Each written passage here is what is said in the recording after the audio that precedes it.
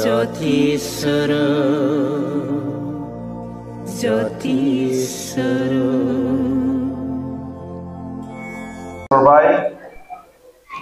दिनैनि बे मेहेरगोनां हाबाफारिनि मानगोनां आफादगिरि रनसाय बसुमतारी बाबा लोगोसे दुलाराय ब्रह्म धोरोम आफादनि मानगोनां आफादगिरि नेहाथारि लोगो आफादगिरि लोगो नेहाथारि आरो उदालगुरि जिल्ला ब्रह्म धोरोम लाइमोन आफादनि मानगोनां आफादगिरि सोमदोन गोरा बसुमतारी मानगोनां नेहाथारि दैथुनसा ब्रह्म लोगोसे मिरु ब्रह्म धोरोम आइजो आफादनि मानगोनां दैदेनगिरि आइमोन फोसावदिं आफादनि फोसावगिरि आफामोन आइमोन दिथागिरि नोंथांमोन फोरोंगिरि नोंथांमोन आरो लोगोसे फरायसुलि नोंथांमोन नैबे समाव आङो 30 मिनिट सम लानो सानदों दा बाख्नायनांगोन दुलाराय ब्रह्म धोरोम लाइमोन आफादनि बे गोथार मोनसे हाबाफारिखौ बाख्नायनांगोन उदालगुरि जिल्ला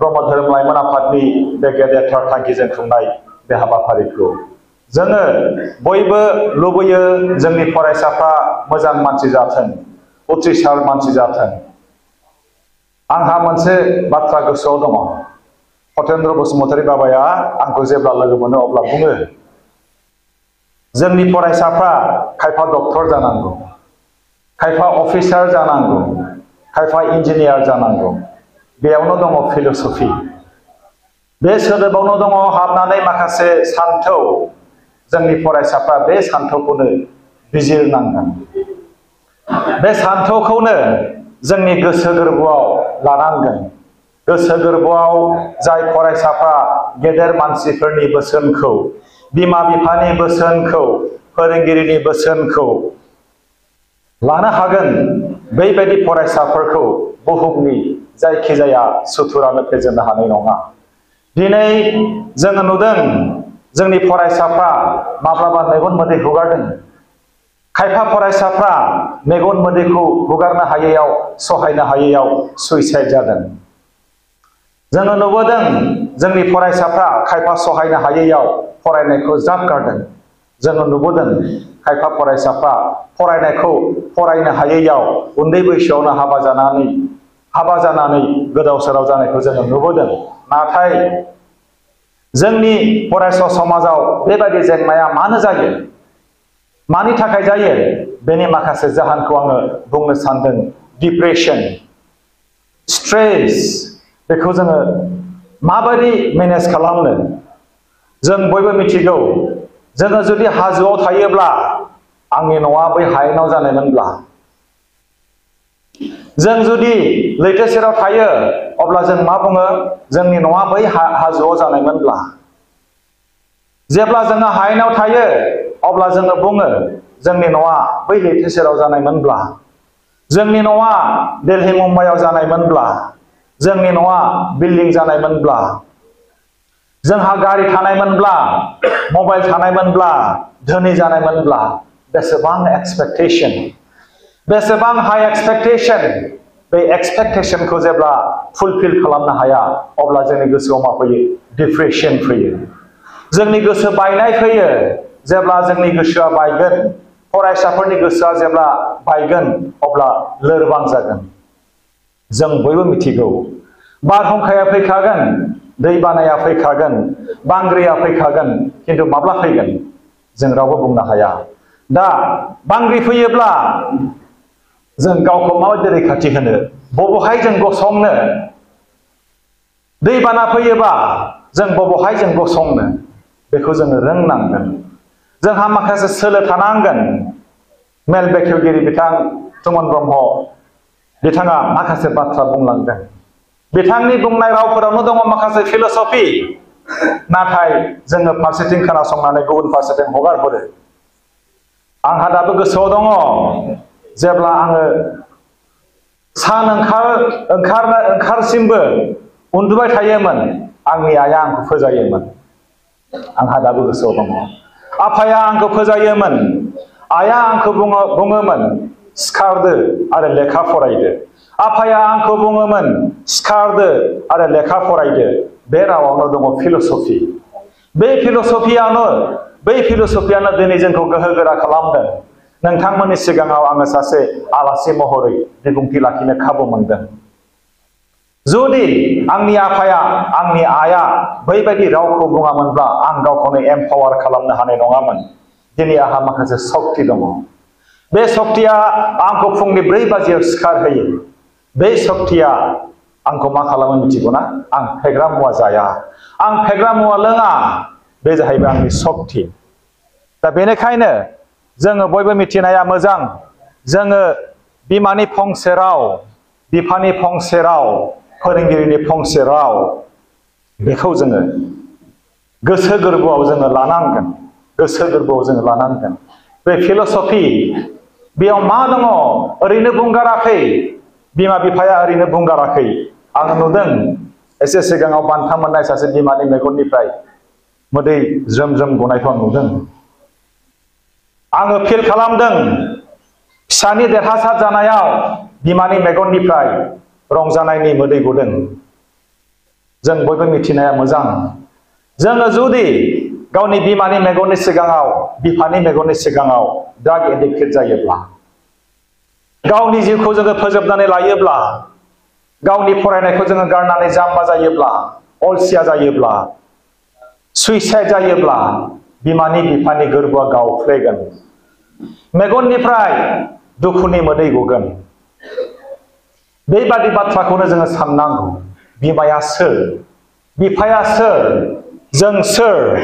जोङो जोंनि सिङाव थानाय जि सुथुरफोर, बेखौ जुदि जोङो फेजेननो हायाब्ला, बे जोंनि साखाथि फाखाथि थानाय जोंनि बे नुसारनाय माखासे सुथुरफोरखौ जों फेजेननो हानाय नङा। बेनिखायनो बाहेरनि सुथुरफोरखौ फेजेननो थाखाय सिगाङाव जोङो जोंनि गोसो सिङाव थानाय माखासे सुथुरफोरखौ जोङो फेजेननांगोन। बे सुथुरफोरानो जाहैबाय रागा जोंनाय, मुगैनाय, हिंसा जानाय, गिनाय, बानाय, लाजिनाय। बेफोरनो जाहैबाय जोंनि गोसो सिङाव थानाय माखासे सुथुरफोर। दा बेबायदिखौ जोङो बुजिनांगोन। माब्ला जायो? मानो जायो? जोंनि जिउआथ' खेबसेल', बेखौ जों बयबो मिथिनाया मोजां। बेखौ जों बायनानै मोनफिना। लाइमोनफ्रा मा जायो? नैबे लाइमोन बैसोआव मोनसे आखुथाय दङ। बे आखुथाया जाहैबाय लाइमोनफोरनि गोसोआ बिराद उरां फारां, बिराद गोजौ गोजौ बिरो आरो गोग्लैफिनो, बिरो आरो गोग्लैफिनो। गां गैयालासेनो बिसोरो मुम्बाइआवबो बिरलाङो, दिल्लीयावबो बिरलाङो, नाथाय लामा ससेयाव बिसोर जब्दब गोलैयो। सानावबो बिसोर सिमां नुयो। बिसोरनाव रागाबो जोबा, लाजिनायबो जोबा, गिनायबो जोबा, लुबैनायबो जोबा। बिसोरनि आथोननि लुबैनाय, बिसोरनि अहंकार, बिसोरनि आबेगारि, बिसोरनि देहानि जि गोसोनि गोहो बोलो, बेबो इन एक्सेस, जोबनाय गैया। नाथाय बेखौ जोङो मोनसे ओरैबायदि चेनेलाव जोङो बेखौ इउटिलाइज खालामनांगोन। जोंनि आखायाव मा गोहो दङ बेखौ सिनायनानै जोङो मोनसे खामानि मावनांगोन। जोंनि फरायसाफ्रा जुदि खन्थाइ लिरनायाव गोसो दङब्ला, इन्टारेस्टेडब्ला, बेखौ खन्थाइ लिरनायाव बाहायनांगोन। जोंनि फरायसाफ्रा डक्टर जानो गोसोब्ला फकास खालामनांगोन। डक्टर जानो थाखाय जों जुदि बिरि सिगारेट सोबथिङोब्ला, डक्टर जानो थाखाय जोंहा सिमां दङब्ला, जों जुदि एलकहल जोङो जायोब्ला जानाय नङा। जोंहा बयहाबो केपासिटि दङ। डक्टर जानो हानाय, इन्जिनियार जानो हानाय, बेफोर गासिबो दंखाजोबो। नाथाय बेखौ जोङो नागिरनांगोन। आरो बेनिखायनो आङो बुंगोन फरायसाफोरखौ, नैबे फरायसा समा ओरैबायदि मोनसे dangerous period. It is a period of storm and stress. बेखौ सासे गोसो बिगियानिया बुंलांदों, स्टेनलि हल। ओरैबायदि मोनसे बारहुंखानि सम, बेखौ जोङो हमथानांगोन। बेनिफ्राय जोङो आरोबाव मिथिनांगोन जोंनि बे लाइमोन बैसोआ ओरैबायदि इम्परटेन्ट, ओरैबायदि गोनां। बे बैसोआवनो जोङो सिमां नुनांगोन डक्टर जानायनि, जोङो सिमां नुनांगोन इन्जिनियार जानायनि, जोङो सिमां नुनांगोन प्रफेसर जानायनि, जोङो सिमां नुनांगोन अफिसार जानायनि। बावैसो सिगां सासे उन्दै बैसोनि सिख्लासा, बिथाङा UPSC पास जानानै सासे अफिसार, इन्डियान फरेस्ट सार्भिस, बेयाव बिथाङा सेलेक्सन जादों। आरो बिमा बिफानि सासेल' फिसाजो। दा बे फिसाजोआ ओरैबायदि जोंनो मोनसे गोहो होदों, सासेल' फिसाजोआ जोंनो ओरैबायदि मोनसे गोहो होदों, उनजों थांनांगौ नङाब्ला लामा आन्दायगोन। सिमाङा थांगोन बेलेगथिं, नोङो थांगोन बेलेगथिं। मा सिमां दङ बे सिमांखौ नोङो फल' खालामबाय थागोन, अब्ला नोङो देरहासार जागोन। बै सासे सिख्लाया 3 बोसोर बैसोआव बिमा आरो बिफाजों मोनसे लेखा दखानाव थांदोंमोन। बिमा आरो बिफाया बुंदोंमोन 3 बोसोरनि बै गथ'खौ, नोंनो मा नांगौ बाय। बै 3 बोसोरनि सासे गथ'आ आसि दिन्थिदोंमोन मोनसे मेगाजिन, इन्डिया टुडे। 3 बोसोरनि गथ'आ बै इन्डिया टुडेखौ मा मिथिगौमोन? जेबो मिथियामोन। नाथाय बे मेगाजिननि कभाराव थानाय मोनसे बार्निं ट्रेन, जोंमा थानाय ट्रेन, बेनि फटकआनो बै सिख्लासानि गोसोखौ बोबथाबदोंमोन आरो बै बिजाबखौ बियो बायदोंमोन। दाख्लैबावैसो बियो UPSC एग्जामाव पास जानानै IPS अफिसार जाबाय। बिमा आरो बिफानि मेगनाव सुखुनि मोदै, रंजानायनि मोदै। जों मावनो हायै बे बुहुमाव जेबो गैया, नाथाय जोंहा सिमां गैया। जोंनि गोसो सिङाव थानाय सुथुरखौ जोङो फेजेननो जों गोसो जाया। बिमा बिफानि बाथ्राखौ जों मोजाङै खोनासङा, फोरोंगिरिनि बाथ्राखौ जोङो मोजाङै खोनासङा। बेनिखायनो मा जायो? जोङो फेलें जायो। नाथाय बै सिख्लासानि डिक्सनारियाव फेलें होननाय सोदोबानो गैया जाहैदों। ओरैबायदि फरायनो मोजां मोनो जाहैदों, ओरैनो थानाय समफोरखौबो फरायनायाव बाहायो। माब्लाबाबो बियो गाज्रिफोरजों लोगो जायाखै, माब्लाबाबो बियो अलसिया थाफेराखै, माब्लाबाबो बियो फांफुं खामानियाव गावखौ बावसोमाखै। बियो मा खालामदों? बेसेबां मोजां मोजां मानसि दङ, नागिर नागिर लोगो जादों। मासे लैथोनि नाखौ जुदि जोङो फिसा थेमायाव फियोब्ला बै नाया देरगोन ना देरा? देरनाय नङा। फिसा थेमायाव बै नाखौ जुदि जोङो फियोब्ला जेसेबांखि आदार हो, देरनाय नङा। लैथोनि बै नाखौ फेदेरनो थाखाय जोंनो मा नांगौ? लैथोखौनो नांगौ। जोंनो मा नांगौ? दैमा नांगौ, दैसा नांगौ। नाथाय बै थेमानि, दिंग्रिनि फिसा दैयाव बै नाया देरनाय नङा। जोंबो बेबायदिनो जों गावखौ गोरों खालामनो थाखाय, गावखौ जोङो गोहोगोरा खालामनो थाखाय जोंनि सोरगिदिं थासारिया मा जानांगोन? मोजां मानसि जानांगोन। डक्टरजों जों लोगो जानांगोन, प्रफेसरजों जों लोगो जानांगोन, इन्जिनियारजों जों लोगो जानांगोन, साधुफोरजों जों लोगो जानांगोन, मोजां मानसिफोरजों जों लोगो जानांगोन, बिजनेसमेनफोरजों जों लोगो जानांगोन, आबादारिफोरजों जों लोगो जानांगोन। गाज्रि लोगोनिफ्राय जों गोजानाव थानांगोन। बे जाहैबाय मिथिंगानि मोनसे नेम। आं सासे बर' फिसा, आंखौ जुदि असमिया न'खराव खाङोब्ला, फेदेरोब्ला आं मा जागौमोन? आं असमियानि राव बुंगौमोन। आंनि गाननाय जोमनाया असमिया जागौमोन। दिनै आं बर' फिसा, आंखौ जुदि फरेनाव लांनानै खाङोब्ला, फेदेरोब्ला आं मा जागौमोन? इंराजि राव आङो सोलोंगौमोन। नाथाय आंनि थासारिया ओरैबायदि थासारि, जाय थासारियाव बर' राव रायलायो, जाय थासारियाव बर'नि हारिमु दङ, बैबादि थासारियाव आङो देरदों। दा बेनिखायनो थासारिखौ जोङो चुज खालामनांगोन फरायसाफोर। आरो जोंनि थांनानै थानाया चइसनि बाथ्रा। जोंहा मोननै चइस दङ। मोनसेल' जोङो चुज खालामनांगोन, बेयो मा? नोङो थैगोन ना थांगोन? थैगोन ना थांगोन दे? मोननै चइस दं, नङा होनबा? आरो जोंनि चइसआ मा जानांगोन? हेल्दि जानांगोन। बेनो जाहैबाय थांगोन। नोङो जाम्बा जागोन ना गोरों जागोन? 2 चइसेस। डेफिनेटलि, अबभियासलि गोरों जागोन, नङा होनबा? नोङो गोरिब जागोन ना दुखिया जागोन? अबभियासलि माहाजोन जागोन, नङा होनबा? जोंहा बे चइसखौ जोङो खालामनांगोन। दा जोंनि जिउनि सिचुएसनफ्रा गासिबो बेयावनो डिपेन्ड जानानै दङ। चइस। बे गरमाव जोङो जिरायगोन ना थांगोन? ओंखाम जागोन ना जाया? मोननैल' चइस थायो जिउआव। दा बे चइसखौ जों खालामनांगोन। आरो बेनिखायनो जोङो माबायदि मुवाखौ, मा थांखिखौ जोङो चुज खालामनांगौ, बेनि थाखाय दिनै दुलाराय ब्रह्म धोरोम लाइमोन आफादाबो गाइडेन्स होगासिनो दङ। उदालगुरि जिल्ला ब्रह्म धोरोम लाइमोन आफादाबो गाइडेन्स होगासिनो दङ। ब्रह्म धोरोम आफादाबो गाइडेन्स होगासिनो दङ। जोंनो गाइडेन्स एन्ड काउन्सिलिंनि जोबोरै गोनांथि दङ। आरो जोङो मिथिनाया मोजां, जोंनि उथ्रिसार जानाया जोंनि हेरिडिटारि फेक्टर नङा। डक्टरनि फिसाया डक्टर जायाबो जानो हागौ, सिखावनि फिसाया सिखाव जायाबो जानो हागौ। बे जाहैबाय मात्र हार्ड वर्क एंड ड्रीम सिमां आरो नाजाथाबनाय शाहरुख खाननि फिसालाया शाहरुख खान जादों नामा जादों सोरबा बुंनो हागोन सचिन तेंडुलकारनि फिसालाया सचिन तेंडुलकार जादों नामा जायाखै बिथांमोनहा मा गैया अमिताभ बच्चन शाहरुख खान अजय देवगन बिथांमोनहा मा गैया रेसपेक्ट दं अनार दं स्टेटास दं पोजिशन दं बिल्डिं दं गारि दं जोबनो गैयै धन सम्पति दङ नाथाय बिथांमोनहा उथ्रिसार जायोब्लानो बिथांमोननि फिसाफ्रा उथ्रिसार जानांगौ बे नङा गोरलैयै जानाय नङा अटोमेटिकली जानाय नङा सासे गाज्रि मानसिनि फिसायाबो डक्टर सासे थेला आवलानि फिसालायाबो डक्टर इन्जिनियार सीए जानाय बेखौ जोंहा गोसोआव दङ जों मिथिगौ ससियेल मिडियाफ्राव जों नुदों बेनिखायनो आङो बुंदों जन्म गथ' नङा उथ्रिसार जानाया डक्टर जानाया जाम्बा जाम्बिनि फिसाफ्राबो डक्टर जानो हागौ मात्र जोंनो नांगोन सिमां आरो हार्ड वर्क आरो लोगोसे पारसेभियारेन्स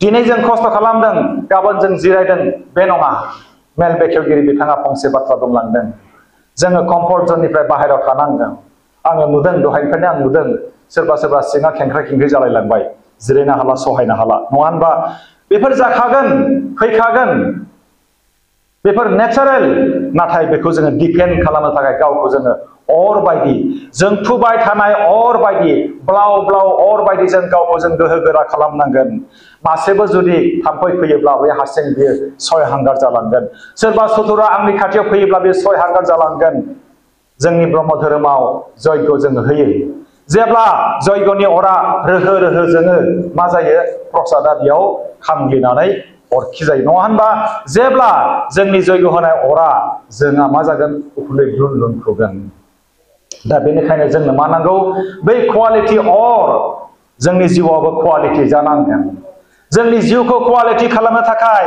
आथिङाव थानाय आखायाव थानाय खुगायाव थानाय मेगनाव थानाय गन्थङाव थानाय मेलेमाव थानाय गोसोआव थानाय बै थाखुमानानै थानाय गोहोखौ जोङो एम्पावार खालामनांगोन मेल मिटिङाव जोङो बाहागो लानांगोन गेदेरफोरनि बोसोनफोराव मोनसे मोनसे अमृत दङ गेदेरफोरनि बाथ्राजोंनो दिनै समाजखौ जोङो दानो हादों जोंनि समाजाव गुस्लायनाय फैदों आं दहाय सासे सिख्लानि नाम बुंदोंमोन बिथांनि मुङा जाहैबाय कनिका अनब बिथाङा दा सिख्ला बैसोआवनो लाख लाख थाखा खामायगासिनो दङ सासे अफिसार आङो मोनसे नंगुबै स्टोरी खिथानि सक्सेस स्टोरी बे जाहैबाय इन्डियानि सासे मानसि बिथाङा आमेरिकायाव चिफ एक्जिकिउटिभ अफिसार मोनसे कम्पानियाव सासे इउटुबारा सोंदोंमोन नोंथांनियाव बेसेबां गारि दङ थाखाफोरखौ बबेहाय बाहायो मा खालामो सोंदोंमोन बिथांनि फिननाया मोनथाम मोनसेया जाहैबाय आं गारि बायो 18 खान गारि दङ बेनियाव 18 खान गारि बे 18 खान गारिखौ दोननो थाखाय गावहा न'आव जायगा गैया बियो गुबुनावसो भारा होनानै दोनो नंगौना सैमानि बिजनेस खालामनानै बिथाङा लाख लाख थाखा खामायगासिनो दङ जोंनि लामाया जेरावबो दङ नाथाय जों अलसिया जेब्ला जों अलसिया जागोन जों रसा नांगोन बेखौ जोंनि आइ आफाया बुंबोखादों जोंनि आबै आबौआ जोंखौ बुंदों जाय मानसिया अलसिया जागोन बे रसा नांगोन अरुणिमा सिन्हानि सक्सेस स्टोरी शीतल देवीनि सक्सेस स्टोरी बेफोरखौ जोङो थुलुंगा महरै लानांगोन अरुणिमा सिन्हाया थोंसे आथिंजों माउन्ट एभारेस्ट गाखोदों शीतल देवीया आखाइ गैयालासेनो थोंनै आथिंजों बोरला गावनानै सनानि मेडेल मोननो हादों सक्सेस स्टोरी रनजित बसुमतारी बिथाङा सानसे समाव गावनि बिफाखौ बुंदोंमोन आफा आंखौ 4टा बाजियाव फोजा आं हालेवनानै स्कुलाव थांगोन बिथांनि बिफाया बुंदोंमोन नोंखौ आं मानो फोजानो फुङाव सिखारनाया नोंनि रेसपन्सिबिलिटि नोंनि बिबान नोंखौ आं फोजाया बै साननिफ्राय रनजित बसुमतारीया गावनि बिफाखौ गावनि बिदाखौ गावनि बिमाखौ गावखौ फोजानो थिनाखसै 4टा जाब्लानो बियो सिखारो बिथाङा सासे इन्जिनियार साख्रिखौ गारनानै बिथाङा दिनै ड्राग एडिक्टेड मानसिफोरखौ फाहामनो थाखाय मोनसे एनजिअ खामानि मावगासिनो दङ बिथांनि मेगनाव ओरैबायदि मोजां मोजां सेंग्रा सिख्लाफोर फैदों जाय सेंग्रा सिख्लाफ्रा नायनोल' मोजां नाथाय ड्राग एडिक्टेड फाग्ला फाग्लि जादों बिथांमोननि महरखौ नुनानै रनजित बसुमतारीनि मेगनाव मोदै गदों बेनिखायनो बियो सानदों आंनि साख्रिखौ आङो गारनानै मोनसे NGO जुदि आं खामानि मावनो हायोब्ला बैसोरखौ जुदि आङो फाहामनो हायोब्ला बिसोरनि बिमा बिफानि मेगनाव रंजानायनि मोदै गगोन बिदि हिसाबै बिथाङा खामानि मावदों आरो लोगोसे जोंनि सासे किरण बेदी मुसाहारि नाराबारि क'क्राझारनि बिथाङा APSC एग्जामखौ होदोंमोन फेल जानायाव बिथांनि बिफाया रायदों जेब्ला बिफाया बिथांखौ रायबाय बिथाङा आरोबाव जानजि खाफ्राबावबाय जोंनि गथ'फ्रा रायजायोब्ला दुखु मोनो नङा होनबा न' गारनानै खारो नाथाय किरण बेदी मुसाहारिया जानजि खाफ्रादों ओरैबायदि फरायदों बिमायाबो मिथियाखै बिफायाबो मिथियाखै बिदि फरायदों ओरैबायदि फरायदों ओंखाम जाया दै लोङा नाथाय बेमारजोंनो थैसिगौमोन खाफाल मोजां फरिखानि सिगां बोरैबा फाहामथाय मोनबाय हस्पिटालाव लांनानै सेलाइन होबाय मोजां जानानै न'आव फैफिनबाय एग्जाम जाबाय किरण बेदी मुसाहारिया दि फरिखा होदों APSC नि बेखौबो रावबो मिथिया खिन्थायाखै बे रावनोबो रिजाल्टआ फैयोब्ला किरण बेदी मुसाहारिनि नामखौ नुबाय बिमा बिफाया आसरित जाबाय बोरै जाखो आंनि फिसायाथ' खेबसे फेल जादोंमोन बिनिफ्रायथ' फरिखा होगोन होननानै फरायाखै जोंनोबो खिन्थायाखै बोरै जाखो ओरैबायदि प्रमिस बेखौ होनो हार्ड वर्क आरो मोनसे ड्रिम बेबायदि सक्तिखौ जोङो लानांगोन बेबायदि सक्तिखौ जोङो नागिरनानै मोननाय नङा गावनि गोसोआवनो दङ गावखौ जोङो एम्पावार खालामनांगोन बिल गेट्सआ जोंखौ बुंदोंमोन जों जुदि गोरिब न'खराव जोनोम जायोबा बेनि दायनिगिरिया जों नङा जोंनि न'खराव गारि गैया जानो हागौ थाखा फैसा गैया जानो हागौ न' बिल्डिं गैया जानो हागौ नाथाय बेनि दायनिगिरिया आं नङा आं जुदि गोरिबैनो थैयोब्ला बेनि दायनिगिरिया आंनि आइया आंनि आफाया आंखौ जोनोम होबाय बेनो जथेस्थ दा आंनि बिबाना जाहैबाय न'खरनि गोरिब जेंनाखौ आङो सुस्रांनानै आं गारि बायगोन न' बिल्डिं लुगोन थाखा फैसा आं खामायगोन मोजां गानगोन मोजां जागोन समाजनि थाखाय आं खामानि मावगोन बे मोनसे इन्सपिरेसन बेखौ जोङो लानांगोन जोबनायाव आङो मोनसे बाथ्रा बुंगोन फरायसाफोरखौ जोंनि फरायसाफ्रा आन्दायो गोरोन्थियावबो मोननैसो खामानिखौ दामाव खारन बयनिबो आखायाव मबाइल फन दङ सोरबा फरायसाया जुदि गोरोन्थियावनो एटम बमखौ बोरै बानायो होननानै गुगोलाव सार्च खालामोब्ला गाबोननो पुलिसआ नोंखौ लांफैगोन AK-47 खौ बोरै बानायो होननानै आर्टिफिशियल इन्टेलिजेन्सनाव जुदि सोङोब्ला गाबोननो नोंखौ पुलिसआ लांफैगोन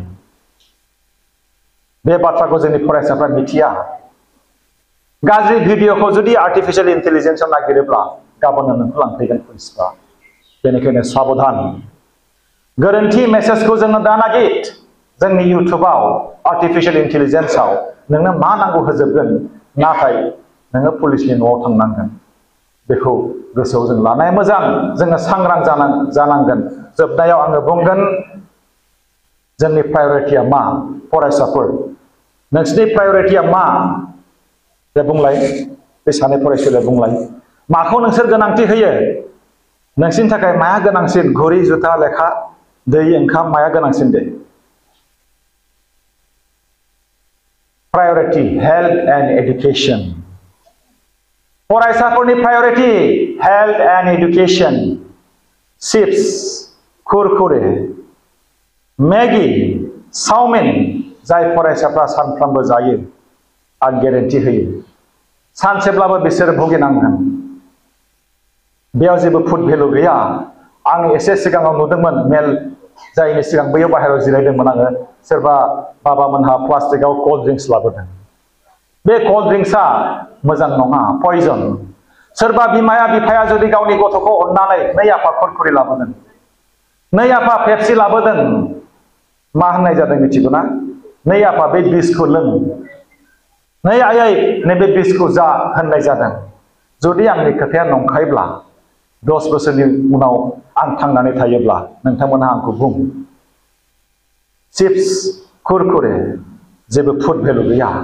कोल्ड ड्रिंक्स जेबो फुड भेलु गैया बेनिखायनो इसोरा जोंनो इसेबां मोजां जुदि होदोंब्ला जोङो मानो बे गाज्रिखौ जों जानो जोंनो मा होदों गाइखेर दङ एप्पल दङ थालिर दङ बादाम दं जोबनो गैयै मोजां मुवा दङ जोंथ' बोथिसेल'सो ओंखाम जायो सानसेयाव जोंहाथ' जेबो जायाखै बोथिनै जानांगौबा जा बोथिथाम जानांगौबा जा नाथाय बासि बासि जा मानो होनब्ला नोंनि देहाया थायोब्लासो नोङो लेखा फरायनो हागोन नोंनि देहाया थायोब्लासो नों लेखा फरायनानै नों खामायनो हागोन साख्रि मावनो हागोन बेखिनिखौ आङो बुंबाय बयबो फरायसाफ्रा जोंनि मेगनाव रंजानायनि मोदै गहोनो हाथों खुलुमबाय गोजोन्थों औ